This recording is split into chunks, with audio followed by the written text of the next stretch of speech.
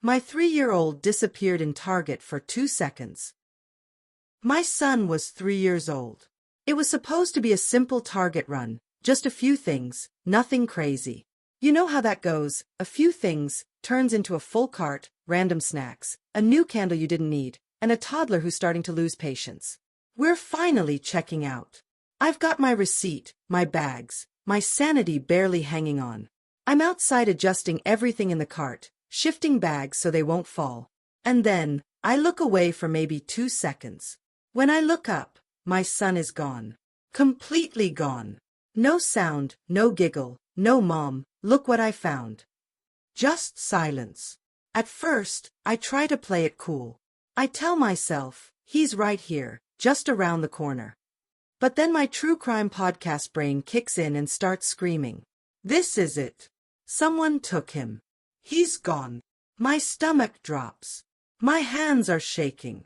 I start scanning every aisle, every direction. I call his name, louder and louder, but there's nothing. I grab the nearest employee and blurt out. I can't find my son. He's 3 years old, blue shirt, curly hair. He's just gone. The guy immediately goes pale and grabs his walkie-talkie. Within seconds, Target goes into full lockdown mode. The doors are locked. Nobody enters. Nobody leaves. Employees scatter like a tactical team. One heads to the bathrooms, another checks the toy section, another starts searching the parking lot. Someone even begins looking inside cars outside. I'm standing there in the middle of the store, heart pounding, trying not to completely lose it. I'm calling his name louder than any intercom system they've got. The manager walks up, phone in hand, ready to call 911. And right then, I hear a faint metallic clank.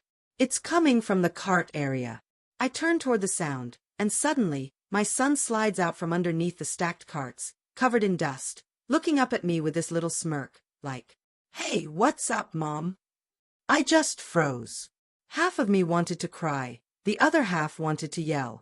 Apparently, my little explorer thought it would be so cool to crawl under the cart rack and hang out there while the world went into full-blown panic mode. I grab him and start ugly crying, hugging him, scolding him, probably confusing the poor kid completely. I must have gone on for 10 minutes straight, switching between sobbing and saying, "Don't you ever do that again." The Target staff was amazing. They handled it like pros, calm, kind, and not a single judgmental look. They unlocked the doors once they confirmed everything was okay. I apologized 100 times, and they just kept saying, "We're just glad he's safe." The next day, we actually catered lunch for the entire team as a thank you. Because honestly, they were absolute heroes that day. 100 out of 100, grateful. 0 out of 100, calm. And I now have one son who is officially banned from playing anywhere near the shopping carts. For the rest of his life.